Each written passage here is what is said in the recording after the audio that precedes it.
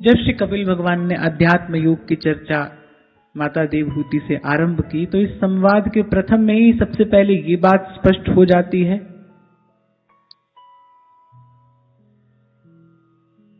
कि कोई गृहस्थ हो विरक्त हो पर कल्याण का मार्ग श्री हरि की भक्ति ही है।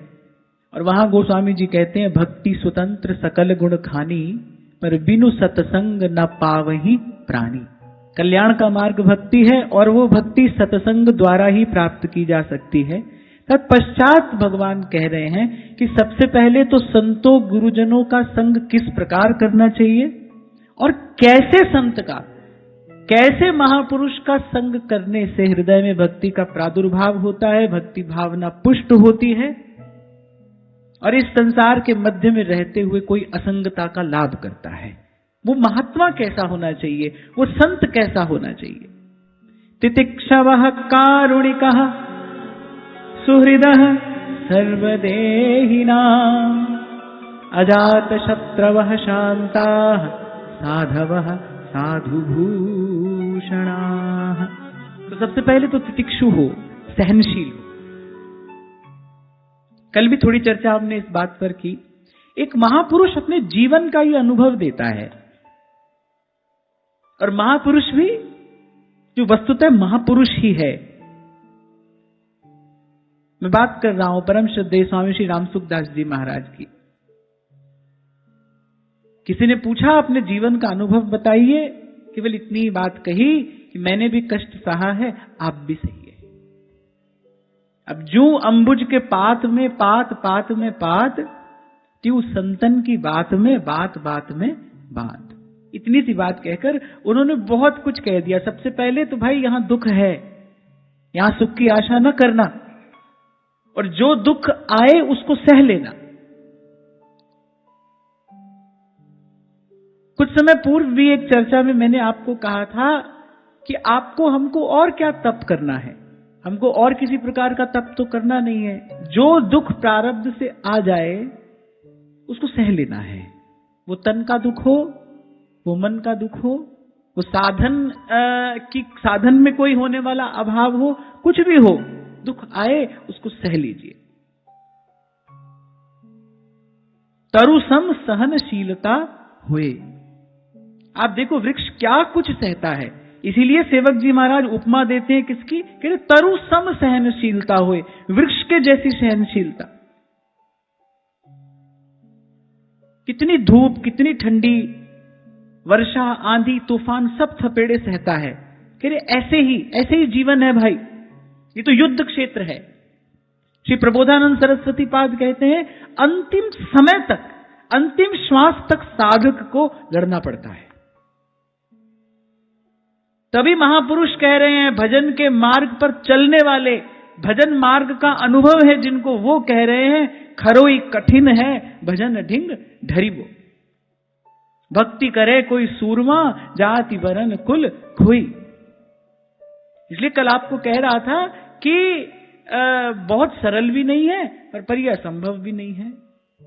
खरोई कठिन है भजन ढिंग ढरिबो। और एक और बात मैं आपको यहां निवेदन करूं, ये सहनशीलता धीरे धीरे बढ़ेगी। आप सत्संग करोगे, आप सत्पुरुषों का सेवन करोगे, आपके जीवन में थोड़ा नाम जप होगा, थोड़ा स्वाध्याय होगा, तो ऐसे धीरे धीरे जैसे जैसे सदविचार के श्रवण और चिंतन की मात्रा बढ़ेगी आपके जीवन में, ऐसे ऐसे ये सब सद्गुण वृद्धि को प्राप्त होते हैं। तो बहुत अधिक त्वरा की भी इसमें कोई आवश्यकता नहीं है। आप ये ना सोचना भाई एक ही दिन में हम सहनशील हो जाएं, ना, इसका भी धीरे धीरे अभ्यास करना, धीरे धीरे सहनशीलता बढ़ेगी, पर हमारा लक्ष्य होना चाहिए ये। और फिर यहां तो भगवान उस साधु के लक्षण बता रहे हैं जिस साधु का संग करने से कल्याण होता है, जैसे साधु का संग करने से कल्याण होता है। अच्छा, थोड़ा इसका भी विचार करना आवश्यक है, तभी शायद संतों महापुरुषों ने सब संतों के चरणों में प्रणाम करते कहीं कहीं कह ही दिया भाई हम इसको संत कह रहे हैं। वहां भगवत रसिक देव जी ने कहा ना, इतने गुण जामे सो संत, ऐसा हो तो संत है। और ऐसे संत का संग करने से, ऐसे साधु का संग करने से फिर कल्याण होता है। तो सबसे पहला गुण बताया तितिक्षा, और फिर कहा कारुणिका, दयालु हो, जीव मात्र के प्रति दया हो। और कलयुग का तो धर्म ही दया है, दाया राख धर्म को पाले, और घर में रहे उदासी, अपना सा जी सबको जाने, सहज मिले अविनाशी। कारुणिका, सुहृद, सुहृद अर्थात सुहृदा सर्वदेहिना। कुछ लोगों के सुहृद तो हम भी हैं, लेकिन साधु कैसा है, वो सबका सुहृद है। इसीलिए ये वो पवित्र भूमि है, यहां ऋषि मुनियों का ये स्वर सुनाई पड़ता है, वसुधैव कुटुंबकम। बोलिए पूरी वसुधा ही हमारा परिवार है। लोकः समस्तः सुखिनो भवन्तु, सर्वे भवन्तु सुखिनः, सर्वे भवन्तु सुखिनः। अगर सुख की कामना कर रहे हैं फिर दो चार की नहीं कर रहे, क्योंकि साधु के लिए तो कोई अपना पराया है नहीं। वो तो कहता है नानक नाम चढ़दी कला, तेरे पाणे सर्वत्तदा भला। ऐसे सुहृदः सर्वदेहिनाम। और फिर कहा अजात शत्रवः शांताः, तेरे अजात शत्रु हो। अब मेरे प्रति कोई बैर का भाव रखे तो रखे, मुझे नहीं रखना है, मुझे नहीं रखना है। मैं कई बार आपको कहता हूं, एक बात समझ में आ जाए, जीवन से कितने अनर्थ दूर हो जाते हैं, कितने अनर्थ दूर हो जाएंगे। को न काहू सुख दुख कर दाता, निज कृत कर्म भोग सब भ्राता। जीवन में जो भी वस्तु आई है, व्यक्ति आया है, जो भी स्थिति परिस्थिति आई है हमारे जीवन में, भाई वो हमारा कर्म ही तो वो आकार लेकर आया है, और कोई नहीं है, और कोई नहीं है। को न काऊ सुख दुख कर दाता। एक इस बात का बोध हो जाए, गुरु की कृपा से इसका अनुभव हो जाए, आप देखो मन कितना शांत हो जाए। तभी अजात शत्रु कहने के बाद कहते शांत, क्योंकि जब तक अजात शत्रु नहीं है तब तक शांत नहीं हो सकता। जब तक किसी के प्रति भी राग द्वेष ये द्वंद्व से संबंधित कोई भी भाव मन में है, फिर तब तक शांत कैसे होगा? जब तक इस अंतर सिंधु में जब तक कोई लहर उठ रही है तब तक शांति कैसी? फिर अजात शत्रु हो, निर्वैर, और फिर कहा शांता, सब द्वंद्वों से अतीत हो। अभी 2 दिन पहले हमने इसी भाव पर चर्चा की, निर्मल मन अर्थात जो द्वंद्व से मुक्त है वही मन निर्मल है, जो सुख पाकर फूलता नहीं, दुख पाकर घबराता नहीं, शुभ की ओर जिसका आकर्षण नहीं है, और अशुभ में उसकी कोई है बुद्धि नहीं है, जो इन दोनों द्वंद्वों से मुक्त हो गया है। हाँ, ये तो कहना पड़ेगा, एक है दो ही पाइये, खोजत सब संसार। इसकी चर्चा करने वाले तो आपको बहुत मिल सकते हैं, लेकिन कोई महापुरुष जो वस्तुतः इस स्थिति को प्राप्त हो गया हो, स महात्मा सुदुर्लभा। भगवान कह रहे वासुदेव सर्वमिति स महात्मा सुदुर्लभा। ऐसे महापुरुष का मिलना दुर्लभ है। और मुझे तो लगता है भाई, इस सारे अस्तित्व में 3 लोक 14 भुवन में अगर कुछ दुर्लभ है तो संत ही तो दुर्लभ है। ठाकुर स्यो मेरो रंग लावे, ठाकुर स्यो मेरो रंग लावे। संत का ही मिलना दुर्लभ है। ध्रुवदास जी कहते हैं, नेही दुर्लभ पावनो और सुलभ सब, बाकी सब सुलभ है, नेही दुर्लभ पावनो। व्यक्ति शांति पाने के क्या क्या प्रयास करता है, एक स्थान छोड़कर दूसरे स्थान में जाता है, कभी देश बदल लेता है, कभी भेष बदल लेता है। किस लिए भाई? मन को शांति चाहिए। और मैं आपको एक बात बताऊं, अपने अनुभव से कह रहा हूं, किसी शांत महापुरुष के सानिध्य में ही शांति का लाभ होता है। कोई निर्भय निर्वैर महापुरुष है, आप उसके पास जाकर बैठोगे, आप देखोगे मन धीरे धीरे द्वंद्वों से मुक्त होने लगा। कैसा जीवन रहा होगा नरवाहन जी का महाप्रभु के दर्शन से पहले।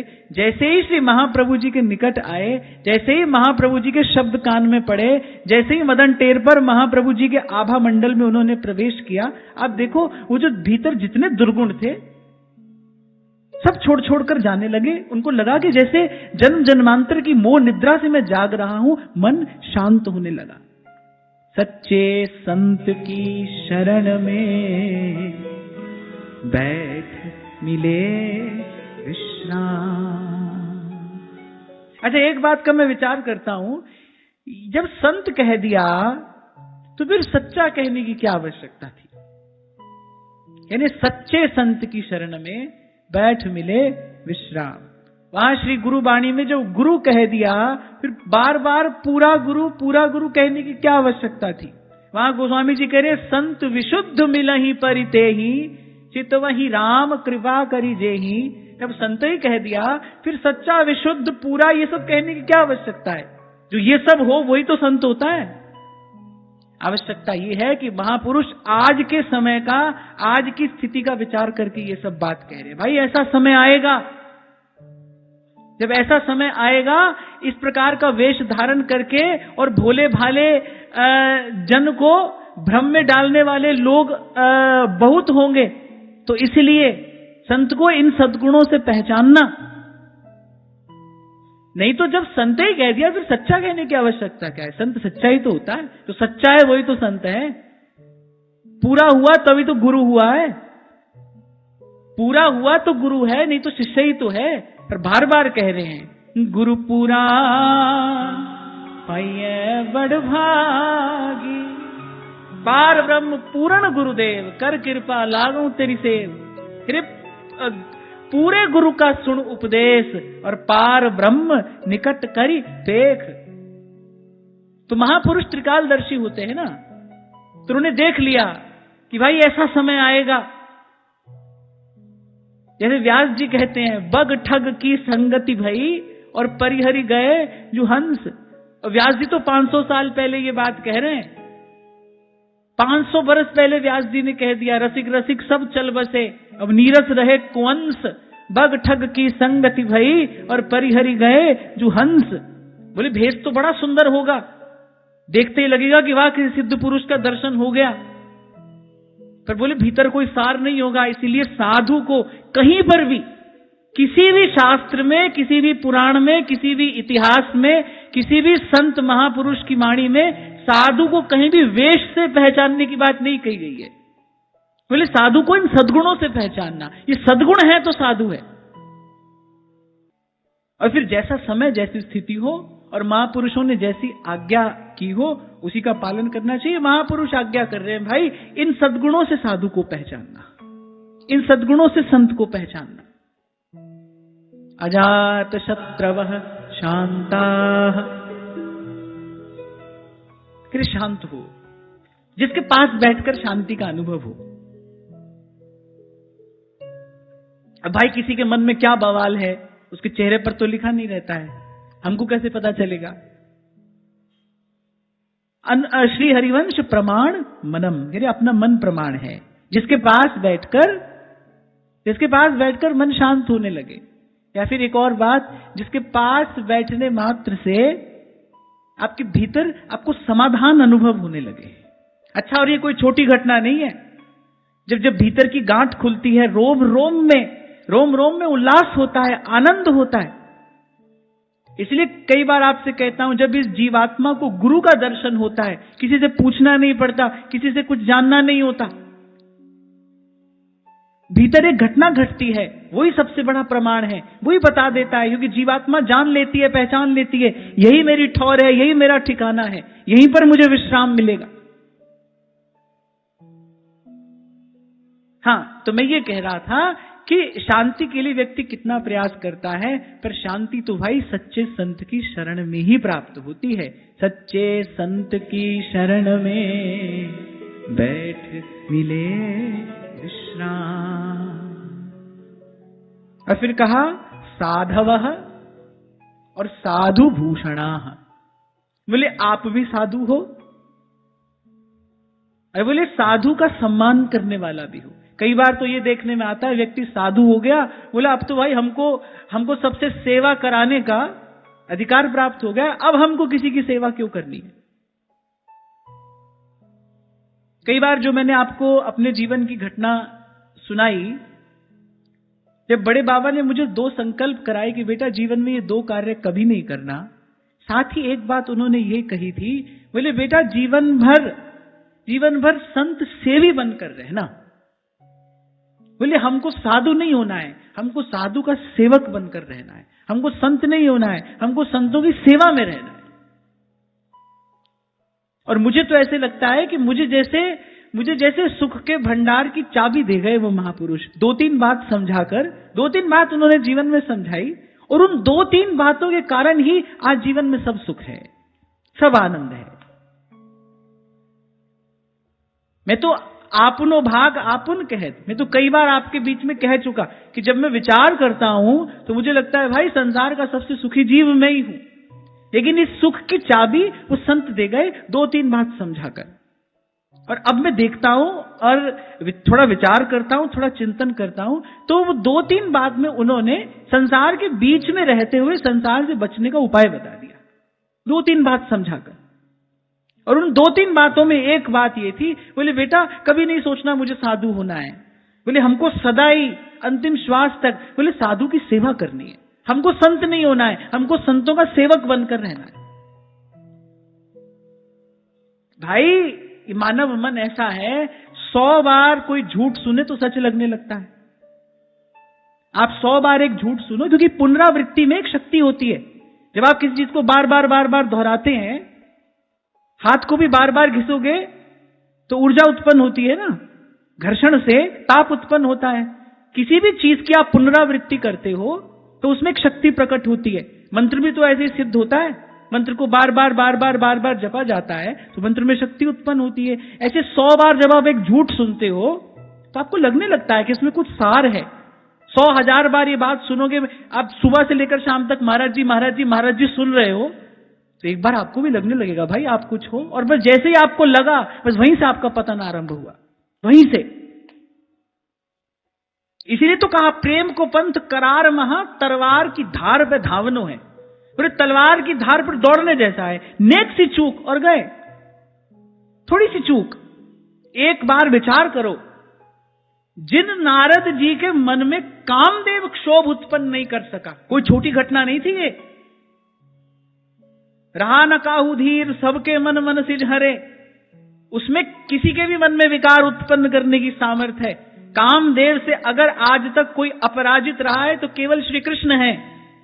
अच्युतम केशवम कृष्ण दामोदरम राम नारायणम जानकी वल्लभम, एक वही अच्युत हैं। पर यहां देखो, हरि की भक्ति के बल पर नारद जी भी अच्युत रहे। कामदेव जिनके मन में विकार उत्पन्न नहीं कर सका, वहां नारद जी के मन की जो दशा हुई आप सब जानते हो। और उसके मूल में क्या था? प्रशंसा के शब्द। वो जो प्रशंसा के शब्द थे, उन्होंने देखो थोड़ी देर के लिए हरि गुरु से विमुख कर दिया। प्रशंसा का क्या परिणाम हुआ? क्यों गोस्वामी जी कहते हैं लोक मान्यता अनल सम तप कर कानन दाह। बोले साधु को, तपस्वी को इससे दूर रहना चाहिए, प्रयास पूर्वक दूर रहना चाहिए। ये तो 1,00,000 बार चिपकने का प्रयास करेगी, पर आपको दूर रहना है इससे। हरि गुरु से विमुख कर दिया नारद जी को प्रशंसा के शब्दों ने। कैसे? महादेव ने समझाया, उनकी बात नहीं मानी, गुरु से विमुख हुए।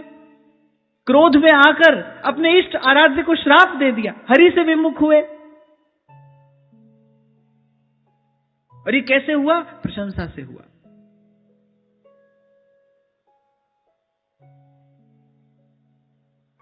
तभी तो आपको कहता हूं भाई, संत एक युक्ति देता है और युक्ति से मुक्ति हो जाती है। इस वातावरण से, विशेष रूप से मेरे जैसा व्यक्ति जो इस स्थान पर बैठा है, तो भाई यहां तो मुझे 2 घंटे के लिए आना है। आप लोगों के बीच में सेवा करने के लिए मुझे 2 घंटा के लिए आना है। उसके अतिरिक्त तो मेरा साधक जीवन है ना।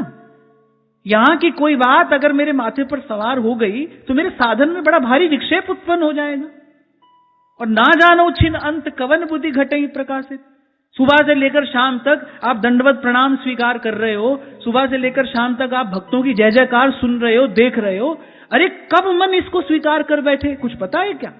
अरे महाप्रभु कह रहे हैं भाई इस मन का भरोसा नहीं करना। ना जानो छिन अंत, कवन बुद्धि घटे ही प्रकाशित। इसलिए तो कह रहा हूं साधक को अंत समय तक जूझना पड़ता है, लड़ना पड़ता है इससे।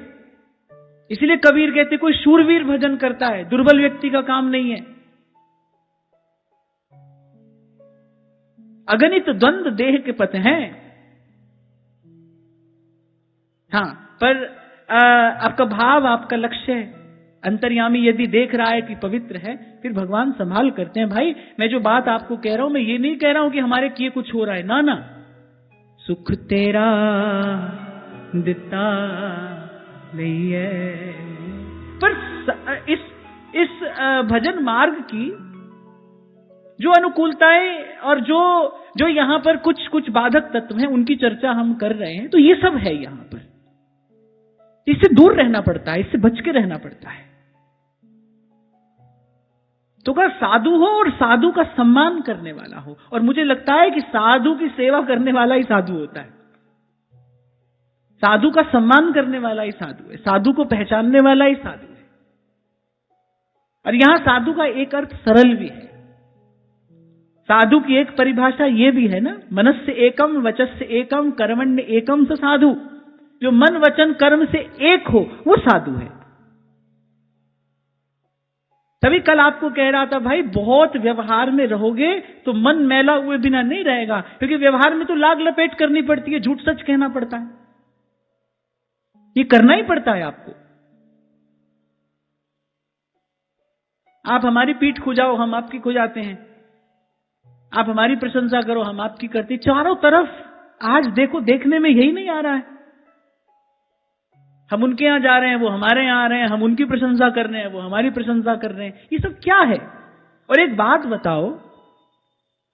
बताओ, साधु का इस सब से लेना देना क्या है? इसके लिए साधु हुए? कल यही तो मैं आपको कह रहा था भाई, सड़क पे डुगडुगी बजा के बंदर को नचा के भी कोई भीड़ जमा कर लेता है, कोई इसके लिए साधु हुआ जाता है? और ये क्या संतत्व की कसौटी हो सकता है? अरे मैंने आपको शायद सुनाई थी ये घटना, स्वामी श्री अखंडानंद जी महाराज सुनाया करते थे। 4-5 महात्मा बैठे थे, उसमें 2-4 नई अवस्था के महात्मा थे, एक वृद्ध महात्मा थे। सब लोग बात कह रहे थे, अपनी अपना अनुभव सुना रहे थे, भाई इस कारण साधु हुए, उस कारण साधु हुए। एक नई अवस्था के महात्मा थे, उन्होंने कहा भाई हम तो इसलिए हुए हैं, संसार को आज हमारी बड़ी आवश्यकता है, कितनी विकृतियां समाज में आ गई हैं, ये करना है वो करना है। अब जो वृद्ध महात्मा बैठे थे वो तो बड़े क्षुभित हो गए, आंख लाल हो गई उनकी। अरे बोले ये सब करना था तो नेता बनते ना, जाकर समाज सेवा करते, इसके लिए साधु हुआ जाता है। और मैं तो बरसों से ये बात कह रहा हूं, जो काम किसी सेठ साहूकार के धन से हो जाता है, हो सकता है, उसके लिए साधु को अपनी साधुता नहीं छोड़नी चाहिए।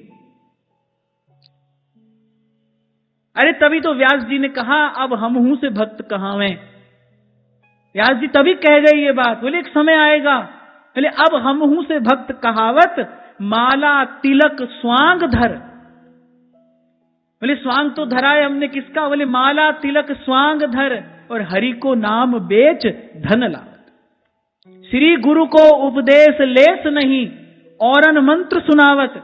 अब हम हूं से भक्त कहावत। आगे भगवत रसिक देव ऐसी बात कहते हैं, अरे नाचे गावे चित्र बनावे और करे काव्य चटकीली, सांच बिना हरि हाथ न आवे, रहनी सब है ढीली। वेशधारी हरि के उर साले, भगवत रसिक देव जी तो कहते हैं, बोले ऐसे वेशधारी जो हैं, बोले वो भगवान के हृदय में कांटे की तरह चुभते हैं। भेषधारी हरि के उर साले।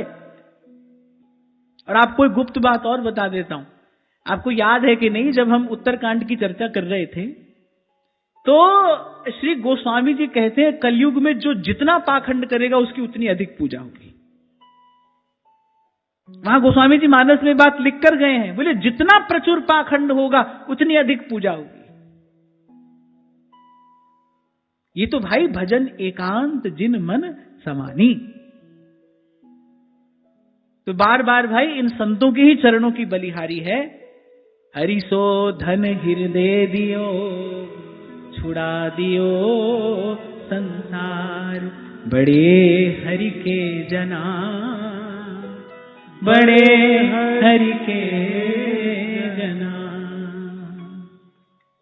अभी कुछ दिन पहले शंभू जी को कोई कह रहा था, बोले ऐसा क्या हो गया, साधु संतों से भी नहीं मिलते। मैंने कहा अरे साधु संत तो हमारे प्राण हैं, उनसे क्यों नहीं मिलेंगे? सुबह से शाम तक साधु संतों से ही तो मिलते हैं। कभी मीरा जी से मिलते हैं, कभी सूरदास जी से मिलते हैं, कभी कबीरदास जी से मिलते हैं। वे सुबह से शाम तक साधु संतों से ही तो मिलते हैं, ये तो हमारे प्राण हैं। भाग खुला हमारा साध संगत सू सांवरिया के बट की। हमारा भाग खुला है इनसे मिलकर, तो इनसे क्यों नहीं मिलेंगे? और प्रभु से दिन रात मांगते भी यही हैं, दिन रात यही मांगते हैं। कहो नानक हम यही हवाला, राख संतन के पाछे माधो माधो माधो हम ऐसे तू है। तो भाई हम तो दिन रात साधु संतों से मिलते हैं, इन्हीं से मिलेंगे और इन्हीं से मिल के रहेंगे, इन्हीं से मिलके रहेंगे। अब क्या है ना भाई, व्यवहार में मिलने से फिर आप हमारे आइए, हम आपके आइए, आना जाना लेना देना, ये नहीं होता भाई। अब ये और नहीं कर सकते, ये करके थक गए। अब मैं नाचो थक्यो गोपाल। मैं बिल्कुल नहीं कह रहा हूं कि कोई हम भजन करते हैं, ना ना ना, आप बिल्कुल ये अर्थ ना लेना कि कोई हम दिन रात भजन करें, ना, ये नहीं करते हैं। भजन तो जैसा तैसा जो प्रभु करा रहे हैं तो ठीक है। पर इन संत महापुरुषों की कृपा से, सत्संग की कृपा से अभी इतनी कृपा प्रभु की हो गई भाई, ये जो ये व्यवहार है ये और नहीं किया जाता।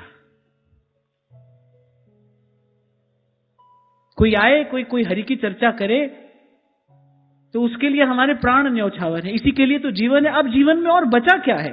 अब जीवन में और रहा क्या है? हमको जीवन में और करना क्या है? मानस में बड़ा सुंदर प्रसंग है, जब मनु शत्रुपा तप कर रहे हैं, भगवान प्रकट हुए तो मनु जी ने वरदान मांगा। फिर भगवान ने महारानी शत्रुपा से कहा कि माता आप भी कुछ कहिए। आप देखिए, मनु जी ने तो जो मांगना था मांग लिया, भगवान ने दे भी दिया। फिर महारानी शत्रुपा क्या मांगती हैं? मुझे इतना प्रिय है ये प्रसंग। महारानी शत्रुपा क्या कहती हैं भगवान से?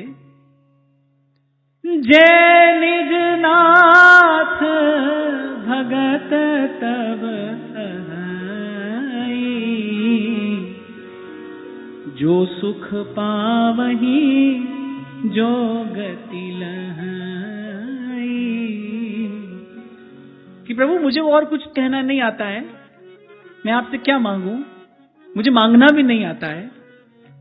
बोले जो आपके भक्त आपसे चाहते हैं ना, जो आपके भक्त आपसे चाहते हैं, जो सुख पावही जो गति लहाई। वो जो सुख पाते हैं कथा कीर्तन का, आपके दरस परस का, वो जो गति प्राप्त करते हैं, सोई सुख सोई गति सोई भगति। बोले वही सुख वही गति वही भक्ति। अपनी ओर से उन्होंने कुछ नहीं कहा। मैं जितनी बार इस प्रसंग का चिंतन करता हूं मेरा रोम रोम पुलकित हो जाता है। अभी भी मुझे ऐसा ही आनंद हो रहा है।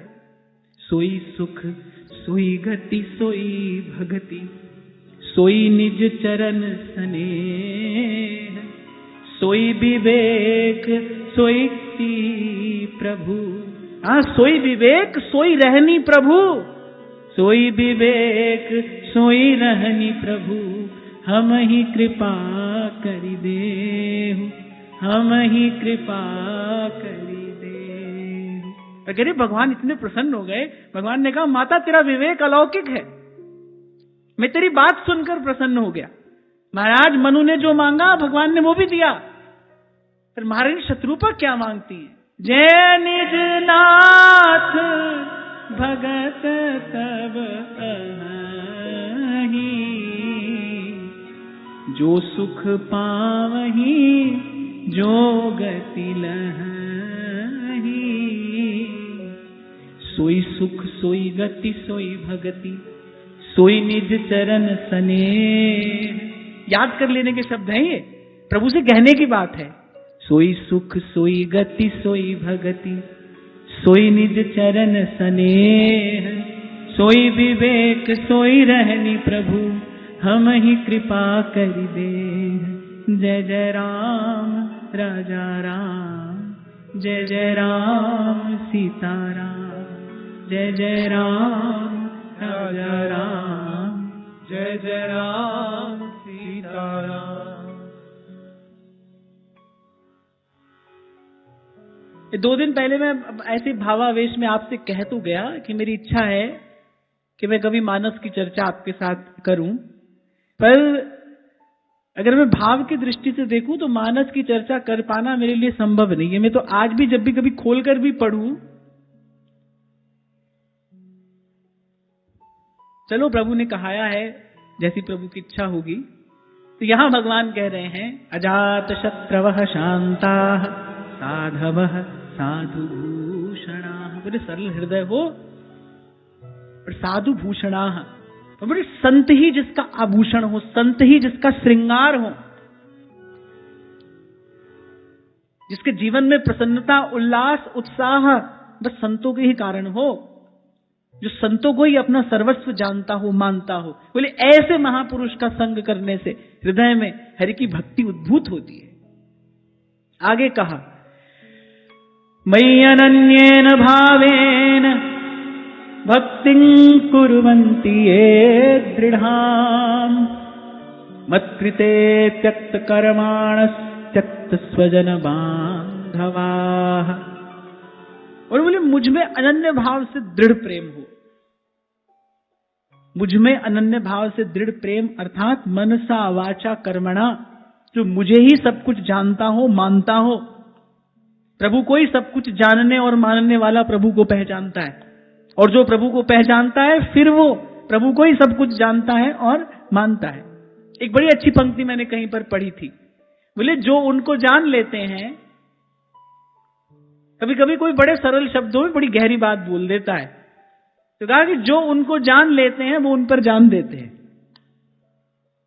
जो उनको जान लेते हैं वो उन पर जान देते हैं। उमा राम सुभाव जिन जाना, ताहि भजन कज भाव आना। का मयि अनन्येन भावेन, जहां लगी जगत स्नेह सगाई, प्रीति प्रतीति निगम निज गाय, मोरे सबहि एक तुम स्वामी, दीन बंधु पुर अंतरयामी। और इससे सुंदर उदाहरण अनन्यता का कहां मिलेगा। रहो को काहू मन ही दिए, मेरे प्राणनाथ श्री श्यामा, शपथ करूं तृण छिए।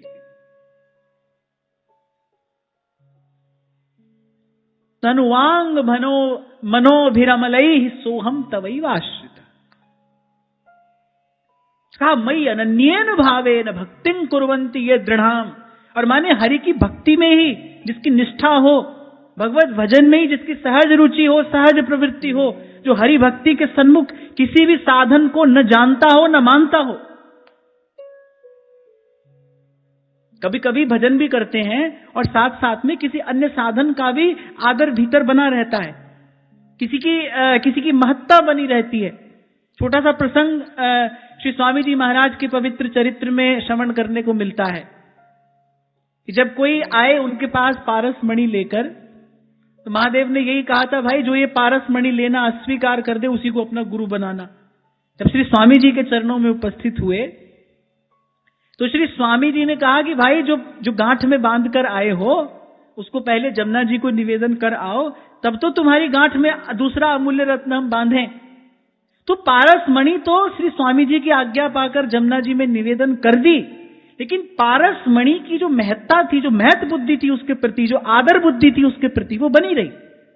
बार बार मन में ये विचार करते थे, बोले अरे ऐसे ही पारस मणि फिकवा दिए, पारसमणि होती तो उससे कितनी साधु सेवा करते। अच्छा, अगर व्यवहार की दृष्टि से देखो ना, हम अगर अपनी बुद्धि लगाएंगे तो हमको लगेगा सही बात तो कह रहे हैं, पारसमणि भगवान ने दी है, उसको फेंकने की क्या आवश्यकता थी, उससे सेवा कर लेते। पर स्वामी जी महाराज ने उसको भजन में विघ्न माना जाना, तभी तो कहा पहले इसको छोड़ कर आओ, तब तो तुम्हारे हाथ में प्रियालाल का भजन देंगे। तो बाहर से तो छोड़ दिया, लेकिन मन से नहीं छोड़ पाए। और जब तक मन से पारसमणि पकड़ी है, तब तक भजन में सुख कैसे आए। यह जो एक मन बहुत ठौर करी कहो कौन सच उपायो। तो कभी कभी ऐसा होता है, भजन भी हम करते हैं, लेकिन किसी अन्य साधन की महत्ता, उसके प्रति आदर बुद्धि भी बनी रहती है।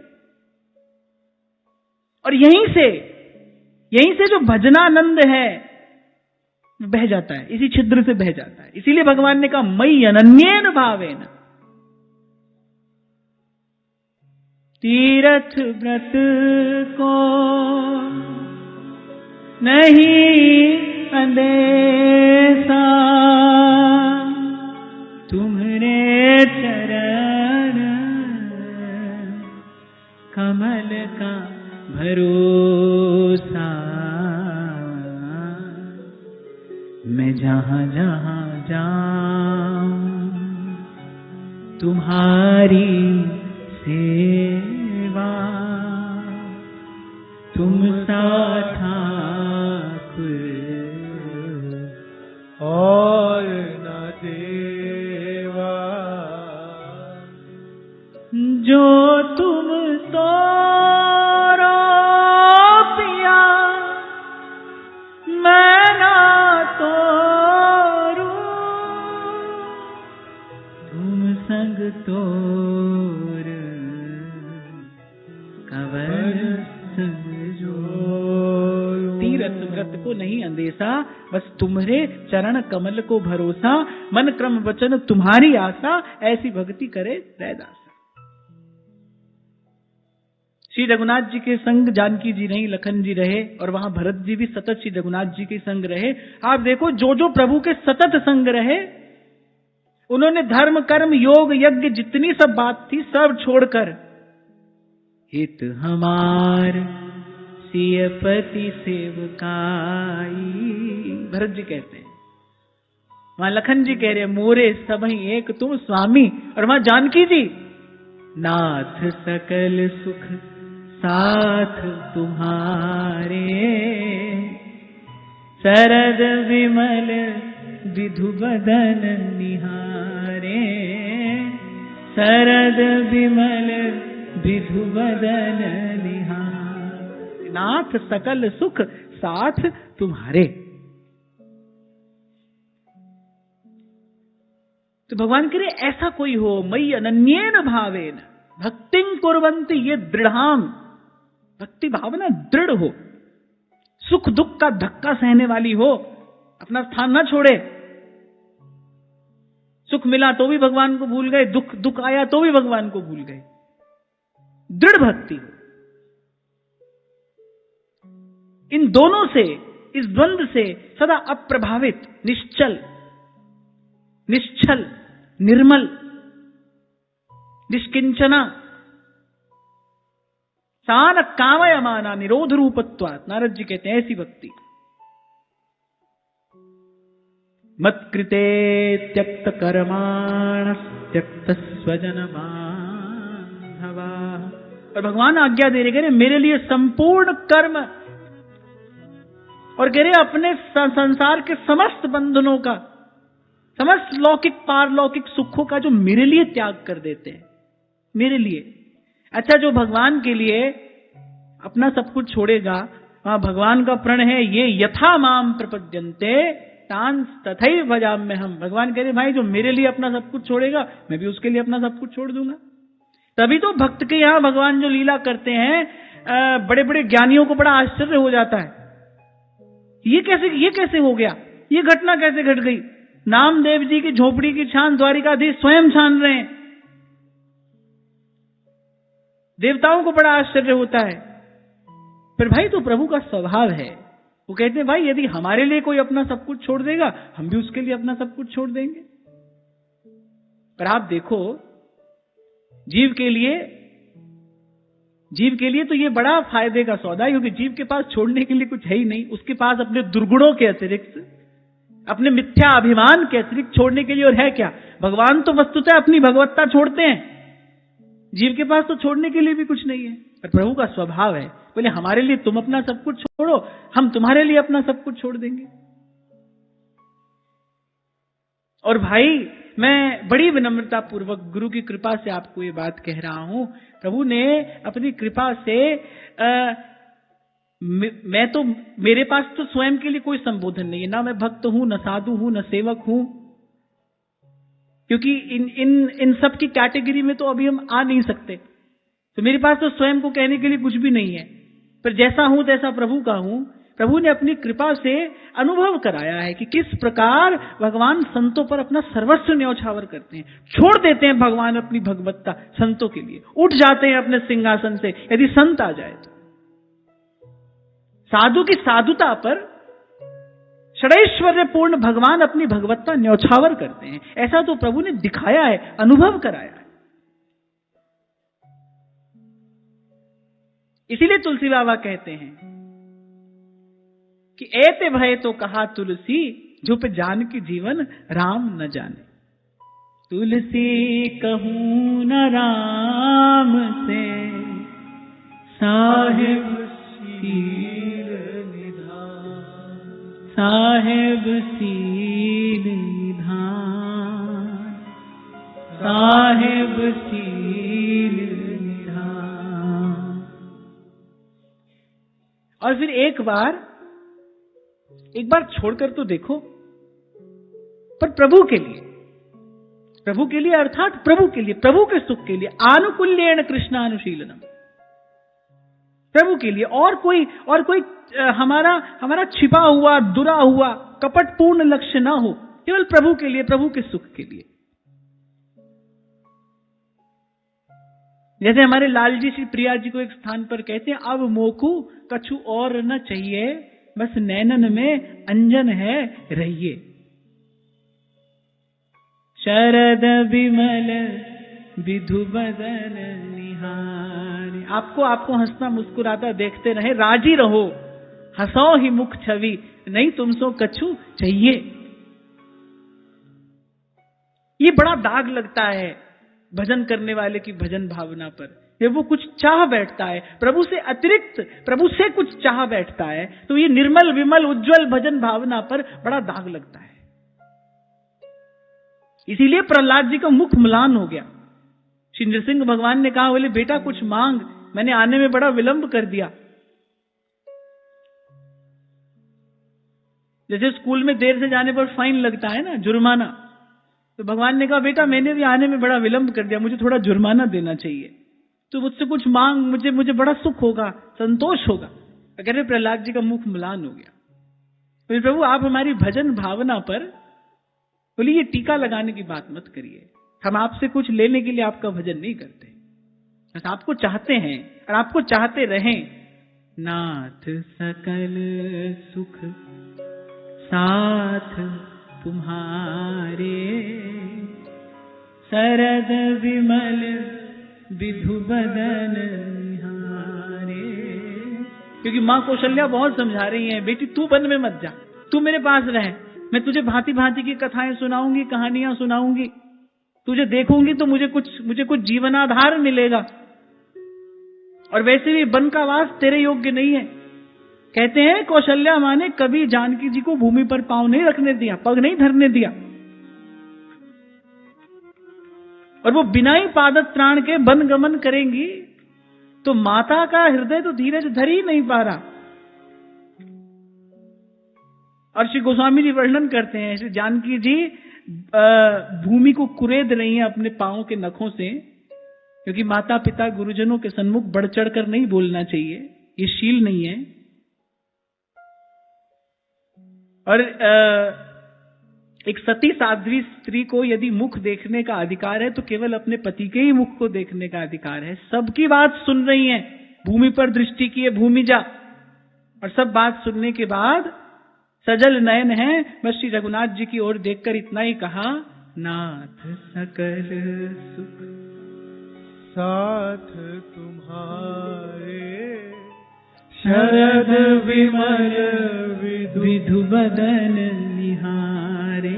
प्रभु मेरा तो जीवन आपका दर्शन है, मैं आपको हंसता मुस्कुराता देखो, मेरे लिए यही सब सुख है, इसके अतिरिक्त सुख कहां।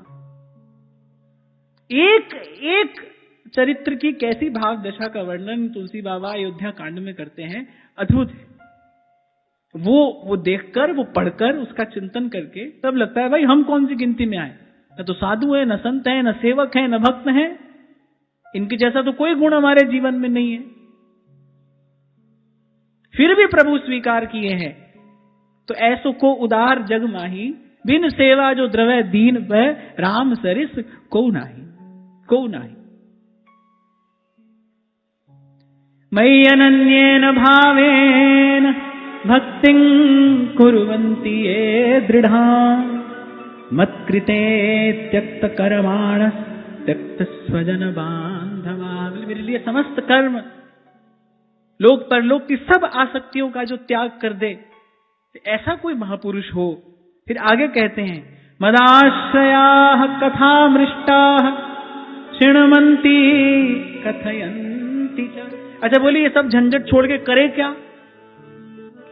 क्योंकि कर्म प्रधान विश्व करी राखा, ये सब छोड़कर करेगा क्या? तो भगवान ये भी बता रहे हैं, साधु के जीवन में आद्योपांत होना क्या चाहिए। मदाश्रयाः कथामृष्टाः शृण्वन्ति कथयन्ति च। बोले मेरे परायण रहकर, मेरे आश्रित रहकर, बोले मेरी पवित्र कथाओं का श्रवण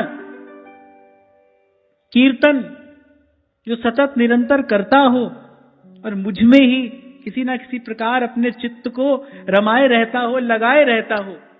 एक तो भगवान ने कहा, बोले ऐसा कोई भक्त हो तो ऐसी भक्ति का प्रसाद क्या है? बोले ये संसार है त्रिताप से पूर्ण, लेकिन मेरे भक्त को कोई ताप नहीं छूता, मेरे भक्त को कोई ताप नहीं छूता। यदि वस्तुतः भगवान की भक्ति है तो यहां एक बात और समझना, भगवान ये नहीं कह रहे हैं कि ताप होता नहीं, वो कह रहे हैं उसको छूता नहीं।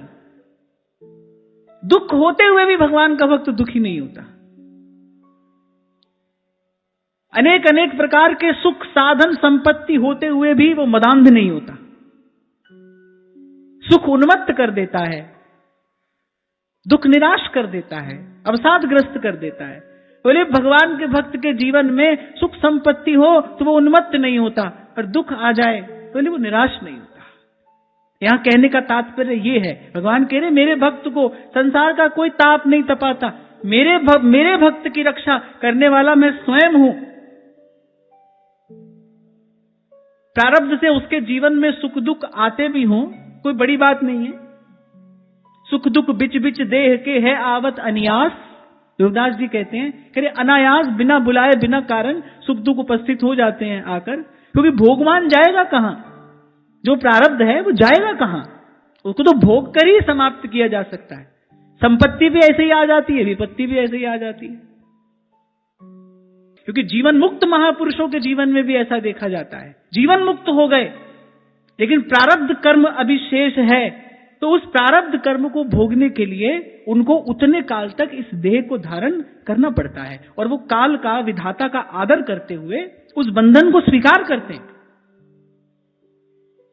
रावण के पुत्र अक्षय कुमार का भगवान श्री हनुमान जी ने वध कर दिया। इंद्रजीत को भी धूल चटा देते, सबके लिए अकेले हनुमान जी पर्याप्त हैं, वो इंद्रजीत को भी धूल चटा देते। पर जब मेघनाथ ने ब्रह्मास्त्र चलाया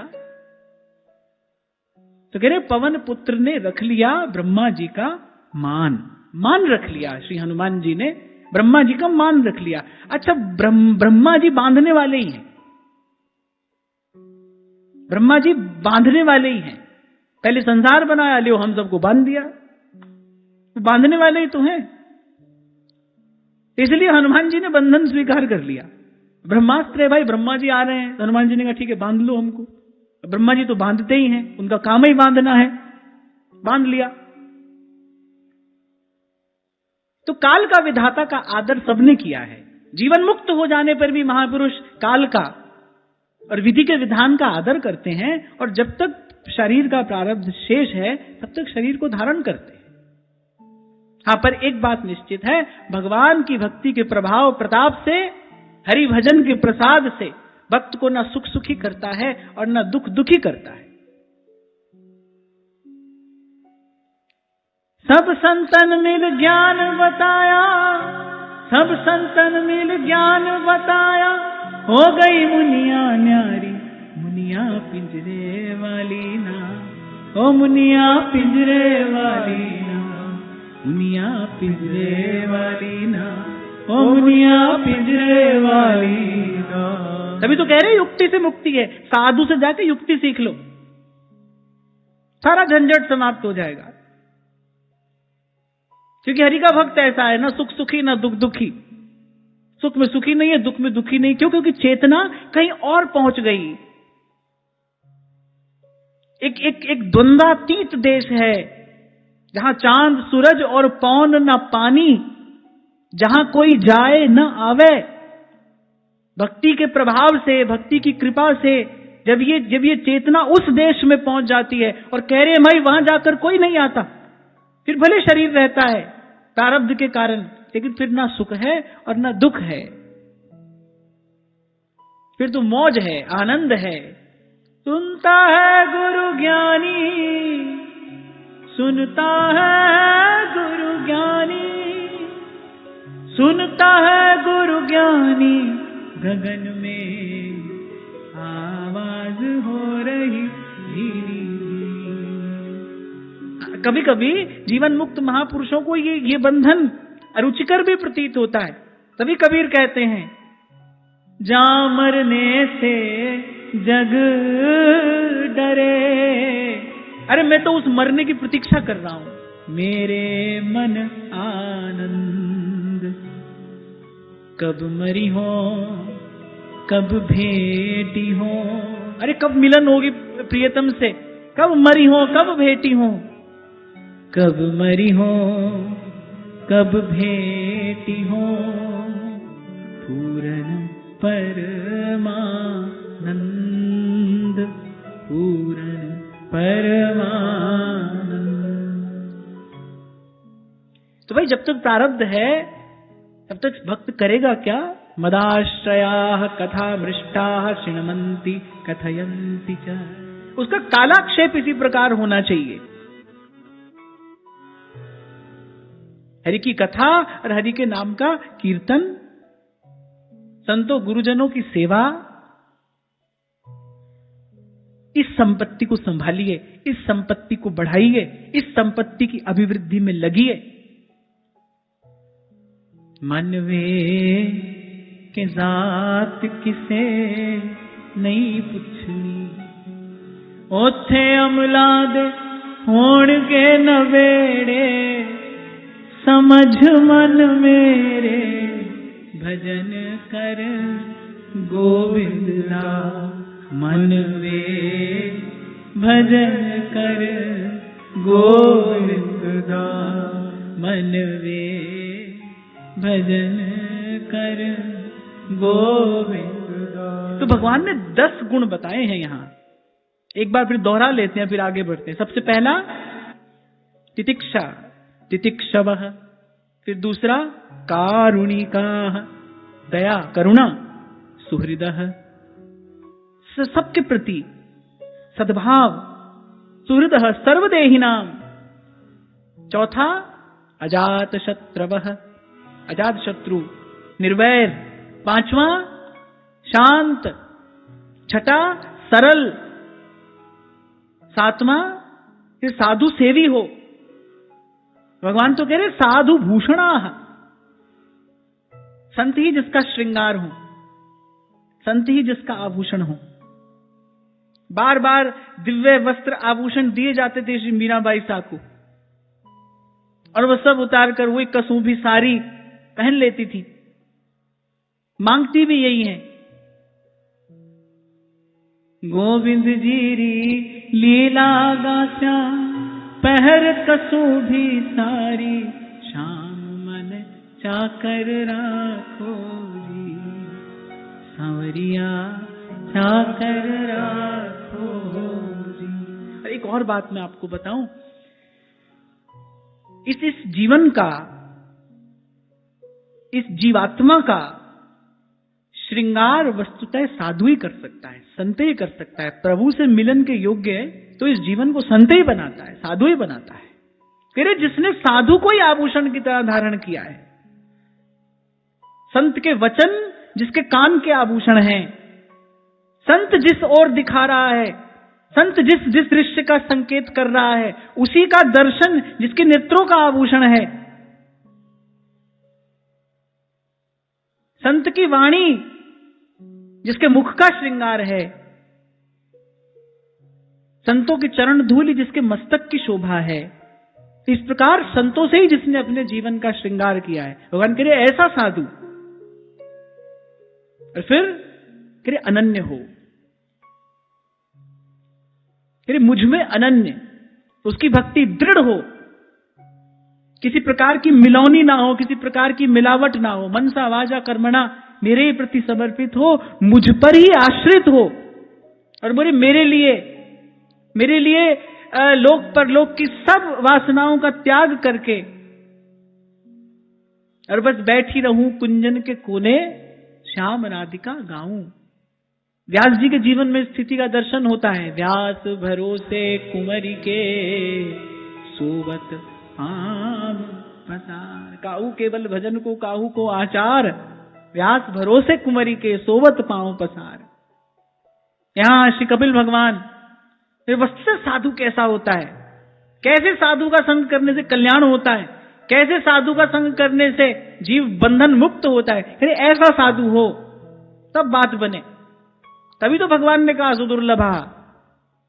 अब ये सब गुण लेकर ढूंढने जाओ बड़ी कठिनाई है भाई। भगवान ही मिलाएं तो मिलाएं, प्रभु ही मिलाएं तो मिलाएं। ये प्रार्थना प्रभु से ही तो की गई है। ओ कोई ऐसो रे भेटे संत, मेरी लाहे सगली चिंत, ठाकुर स्यो मेरो रंग लावे, ठाकुर स्यो मेरो रंग लावे। बोले अनन्य हो, भक्ति दृढ़ हो। और थोड़ी सी बात जो अभी मैंने आपको निवेदन की ना, किसी अन्य साधन का आदर न रह जाए। भाई हमारा जो होगा अब प्रभु के नाम से ही हो जाएगा, जो होना होगा यहीं से हो जाएगा। एक भरोसो, एक बल, एक आस विश्वास, हमको कोई और साधन नहीं करना है। हम किसी साधन की निंदा या किसी साधन का खंडन नहीं कर रहे हैं। हम ये भी नहीं कह रहे कि किसी अन्य साधन से कुछ नहीं होता है, ना हम ये भी नहीं कह रहे हैं। हम ये कह रहे हैं हमको इसकी आवश्यकता नहीं है, हमको इसका आश्रय नहीं लेना है। अभी कुछ दिन पहले किसी ने पूछा था, बोले कि क्या आप ज्योतिष में विश्वास नहीं करते? अरे ज्योतिष तो वेदांग है। वेद के 6 अंगों में एक ज्योतिष भी है। तो मैंने कहा मैं ज्योतिष में तो विश्वास करता हूं, ज्योतिषियों में विश्वास नहीं करता। ज्योतिष तो भाई वेद की विद्या है, उसके मूल आचार्य महादेव हैं, उसको तो प्रणाम है। पर हमारे महाप्रभु कह रहे भाई सबको प्रणाम है, पर हम इसको सादर अस्वीकार करते हैं। हमको जीवन में इसकी आवश्यकता नहीं है। हम ये नहीं कह रहे हैं, हम उसके होने या ना होने पर प्रश्न चिन्ह नहीं लगा रहे हैं। हम उसकी अवहेलना, उसका खंडन, उसकी निंदा भी नहीं कर रहे हैं। हम कह रहे हैं भाई वो तो वेद की विद्या है ही, उसको प्रणाम है, पर हम सादर अस्वीकार करते हैं। हम कुछ कहेंगे तो इन्हीं से कहेंगे। हमारा सुख दुख भाई इन्हीं के हाथ में है। ये जहां रखेंगे वहीं रहेंगे, जैसे रखेंगे वैसे रहेंगे। हमको किसी अन्य ओर देखना नहीं है, किसी दूसरी ओर हमको नहीं देखना है। यहां कहने का तात्पर्य ये है। ऐसे किसी और के लिए, किसी अन्य साधन विधि के लिए उल्टा सीधा बकने की भी कोई आवश्यकता नहीं है। बड़ा सुंदर शब्द हरिलाल व्यास जी श्री सुधानिधि जी की टीका में कहते महाप्रभु सादर अस्वीकार करते हैं। पहले आदर देते हैं, फिर अस्वीकार करते हैं, प्रणाम करते हुए अस्वीकार करते हैं। महाराज जी कल बड़ी एक अच्छी बात मुझे किसी ने बताई। 2 दिन पहले ऐसे गृहस्थ आश्रम, विरक्त आश्रम पर कुछ चर्चा हो रही थी। तो मैं ये कह रहा था भाई भगवान ने ऐसा कहा है किसी ना किसी आश्रम की व्यवस्था के अधीन रहना चाहिए, या तो गृहस्थ हो जाओ या फिर विरक्त हो जाओ। तो बाहर दो श्रोता बैठे थे, बात तो मुझ तक पहुंच जाती है। तो सब चर्चा सुनने के बाद उन्होंने कहा, बोले भाई कोई किसी भी आश्रम में रहे, हम तो हिताश्रम में ही रहेंगे। तो मैंने कहा ले हमने इतना परिश्रम किया। और बोले महाराज आप कुछ भी कहते रहो। तो सब सुन तो लिया उन्होंने बैठे बैठे, सब सुनने के बाद बोले अरे कोई किसी भी आश्रम में रहो, हम तो हिताश्रम में ही रहेंगे।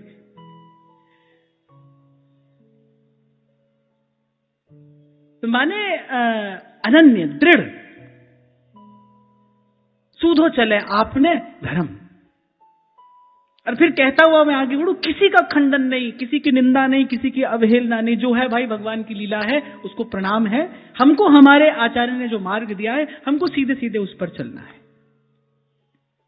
हमारे लिए सब विधियां यही हैं। हमने श्री जी के नाम का कीर्तन कर लिया, हमने मंगल गान कर लिया, हमने अपनी कुंज में बैठ के वृंदावन शतलीला का गान कर लिया, हमने इस भक्त नामावली का पाठ कर लिया। हमको भाई भक्त भगवान के पास में ही रहना है, हमको अपनी भाव भावना में ही बने रहना है।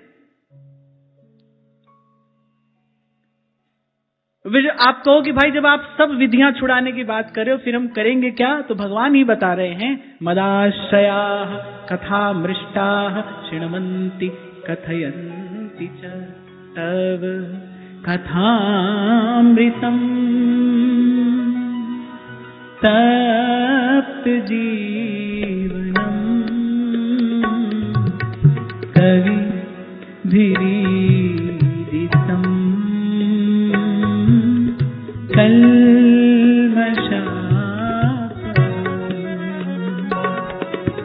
श्रवणमङ्गलम्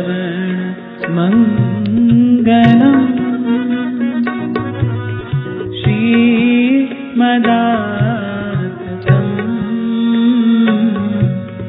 भुवि गृह्णन्ति ते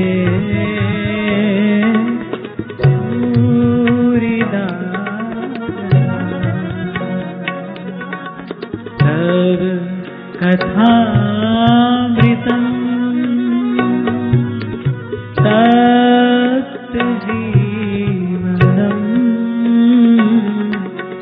कवि भिरीडितम्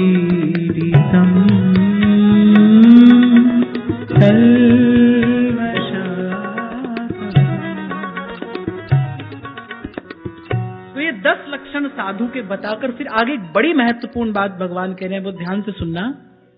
त एते साधवः साध्वी सर्वसंग विवर्जिताः संगस्तेष्वतते प्रार्थ्यः संगदोष हराहिते। बड़ा महत्वपूर्ण श्लोक है। तो भगवान ने पहले साधु के लक्षण बताए और फिर भगवान अपनी माता को क्या संबोधन दे रहे, हे साध्वी। जैसे कबीर जब कोई बात कहते तो कहते कबीर सुनो भाई साधु, यानी साधक के काम की बात है ये। पहले तो भगवान ने स्पष्ट कर दिया, माता तुम मोक्ष मार्ग को प्राप्त करना चाहती हो, इसीलिए मैं तुमसे ये सब कह रहा हूं। सबके काम की बात नहीं है ये। जिसको अभी घर दुकान की पड़ी है उसके लिए ये मार्ग नहीं है। पहले भी आपको मैंने कहा था, श्रीमद् भागवत के प्रत्येक अध्याय के विश्राम में लिखा है पारमहंस्याम संहितायाम, ये परमहंसों की संहिता है, ये मोक्ष मार्ग है। मोक्ष मार्ग अर्थात जो इस संसार रूपी द्वंद्व से सदा सदा के लिए मुक्त कर दे। संसार से संसार में किसी भी प्रकार की कामना का लेश यदि है तो भाई उसके काम की बात नहीं होगी। जो भीतर से दीर्घ काल से किए हुए सत्संग के प्रभाव से, जिसका थोड़ा विवेक जगा है, जो भीतर से संसार की असारता को जान चुका है, समझ गया है, जो थक गया है, जो फिर पुनः जननी के गर्भ में नहीं आना चाहता, जो पुनः संस्कृति में नहीं पढ़ना चाहता, भगवान कह रहे भाई ये मार्ग उसके लिए है। इसलिए अपनी माता को भगवान माता न कहकर साध्वी कहते हैं। साध्वी माने तुम साधना के मार्ग पर चल रही हो, इसलिए ये बात तुमसे कहता हूं। त एते साधवः साध्वी सर्वसंग विवर्जिताः। तो भगवान ने कहा हे साध्वी, ऐसे सर्व संग परित्यागी महापुरुष ही साधु होते हैं। आप देखो 10 गुण कहने के बाद फिर भगवान ने जो सबका सिरमौर लक्षण है वो कहा, बोले सर्व संग परित्यागी।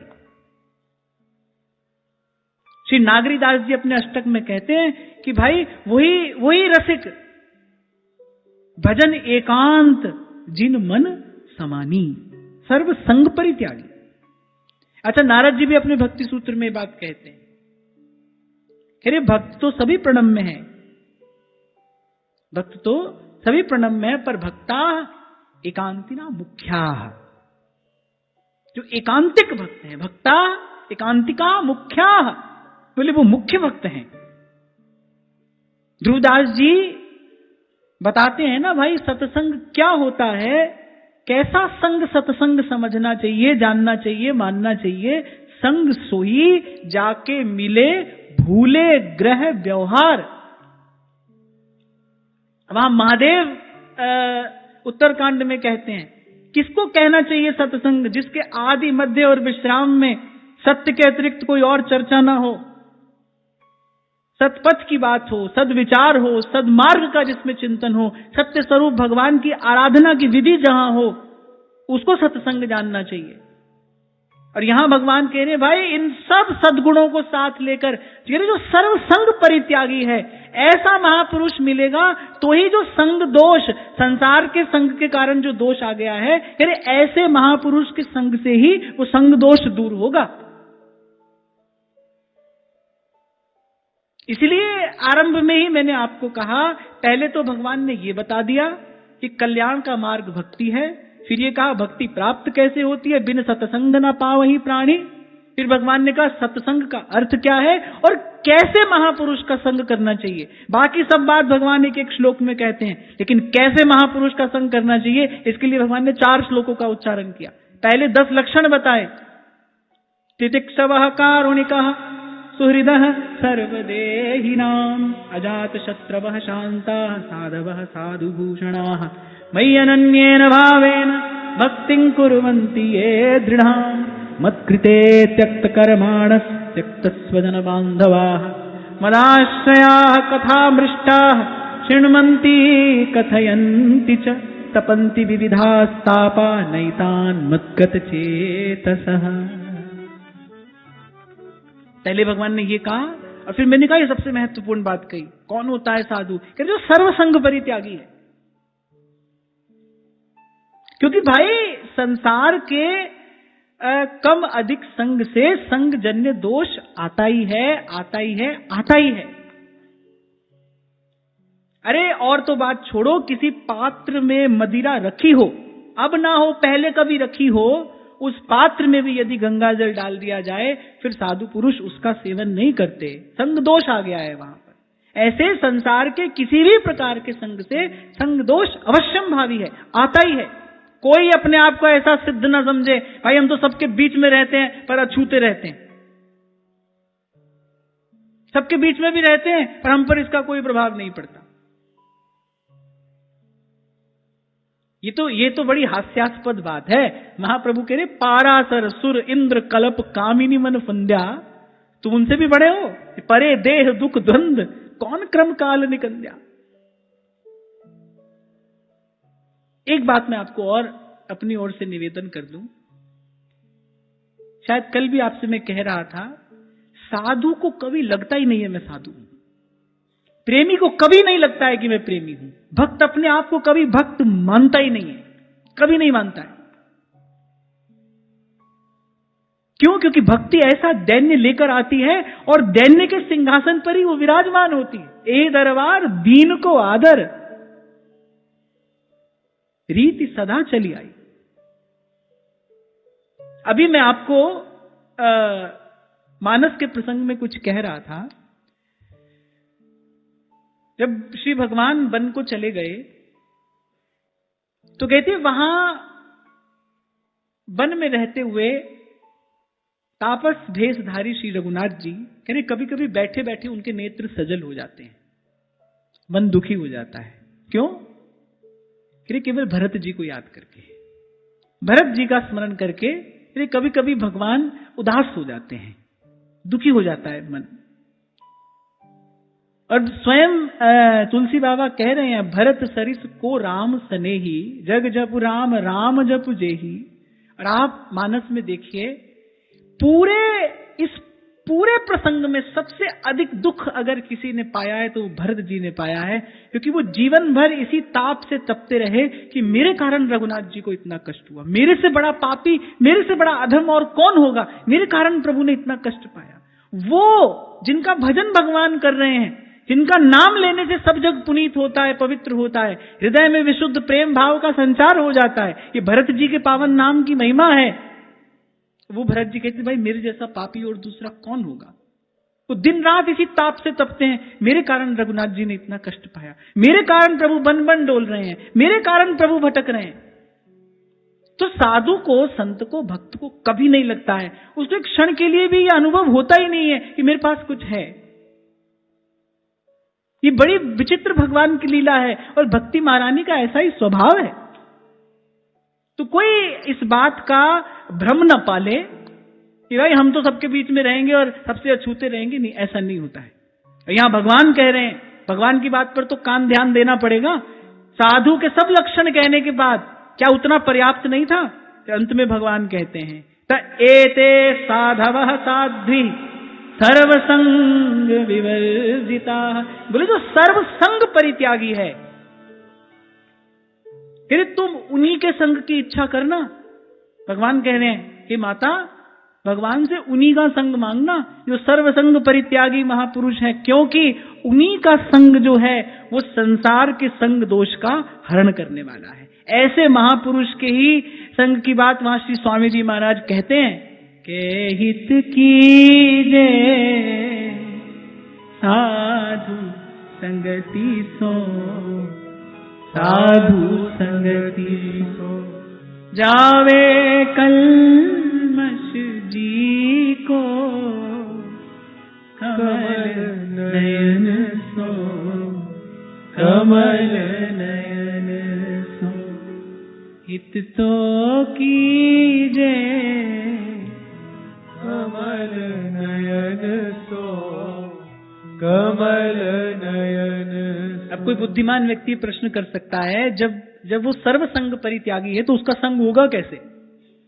अब अगर कोई महात्मा सर्वसंग परित्यागी है फिर उसका संग किया कैसे जाएगा? तभी कल मैंने आपको विस्तार पूर्वक कहा था, भाई जो संत का शब्द है, जो उसका भाव है, जो उसका विचार है, उसी का संग, उसी का चिंतन, उसी के अनुकूल अनुरूप अपने जीवन को ढालने का प्रयास, यही वस्तुतः महापुरुष का संग है। क्योंकि महापुरुष जो सब सर्व संग छोड़कर बैठा है, वो दिन रात हमारे संग में क्या करेगा? उसको सुबह से शाम तक भगत जगत में नहीं रहना है भाई, उसको नहीं रहना है, उसको ये सब नहीं करना है। वो तो कछु लेना न देना, मगन रहना। उसका संग होगा कैसे?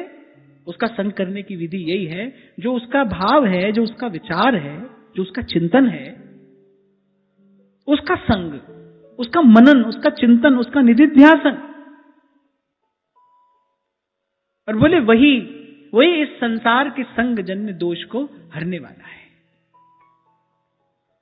आज मैं आते आते ये विचार कर रहा था कि जितने लक्षण श्री भगवान अपने श्रीमुख से कह रहे हैं, तो ये सब पढ़ते पढ़ते मुझे नरसिंह जी का वो पद याद आ रहा था, वैष्णव जन तो तेने कहिए पीर पराई जाने रे,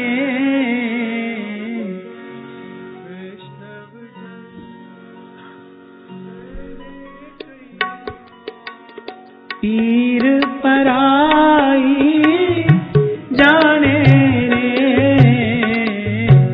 पर दुखे उपकार करे, मन अभिमान ना आने रे, पर दुखे उपकार करे, मन अभिमान ना आने रे, वैष्णव जन तो तेने कहिए सकल लोकमा सहुने वंदे निंदा ना करे केरी रे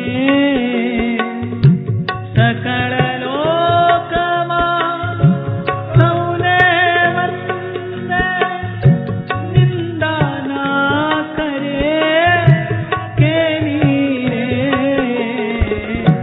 वाच काछ मन निश्चल राखे वाच काछ मन निश्चल राखे धन धन जननी तेरी रे वैष्णव जन तो पीर पराई जाने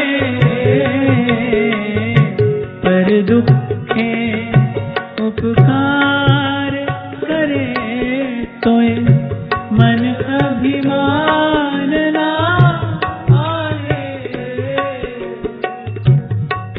समदृष्टि ने कृष्णा त्यागी पर स्त्री जने मात रे समदृष्टि ने कृष्णा त्यागी पर स्त्री जने मात रे जिह्वा थकी असत्य न बोले जिह्वा थकी असत्य न बोले पर धन नव झाले हाथ रे वैष्णव जन तो तेने कहिए पीर पराई जाने रे वैष्णव जन तेने कहिए मोह माया व्यापे नहीं जैन दृढ़ बैराग जना मन मारे मोह माया व्यापे नहीं जैन दृढ़ बैराग जना मन मारे राम नाम सो ताली लागी राम नाम सो ताली लागी सकल तीरथ तेना मन मारे वैष्णव जन तो तेने कहिए पीर पराई जाने रे वैष्णव तेने कहिए भूतल भक्ति पदारथ मोटु ब्रह्मलोक मां नाही रे भूतल भक्ति पदारथ मोटु ब्रह्मलोक मां नाही रे पुण्य करी अमरापुरी पाया पुण्य करी अमरापुरी पाया अंते 84 माही रे वैष्णव जन तो तेने कहिए पीर पराई जाने वैष्णव जन तो वणलोभी ने कपट रहित छे काम क्रोध निर्वारा रे वणलोभी ने कपट रहित छे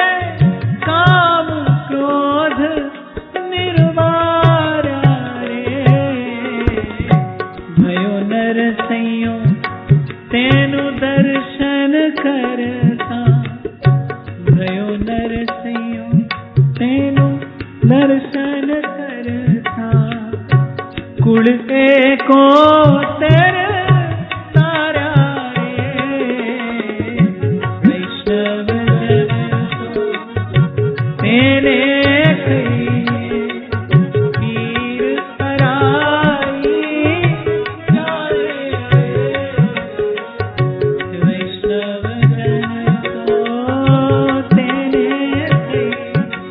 श्री नरसिंह मेहता जी तो कहते हैं संग क्या, अरे ऐसे ऐसे वैष्णव का, ऐसे साधु का, ऐसे संत का दर्शन भी हो जाए तो यहाँ तो कह रहे हैं कि कुल एको तेर तारा रे, बोले कितने कुलों का उद्धार हो जाता है ऐसे किसी संत का दर्शन हो जाए। और दो पंक्तियां तो इस पद की मुझे बड़ी प्यारी हैं।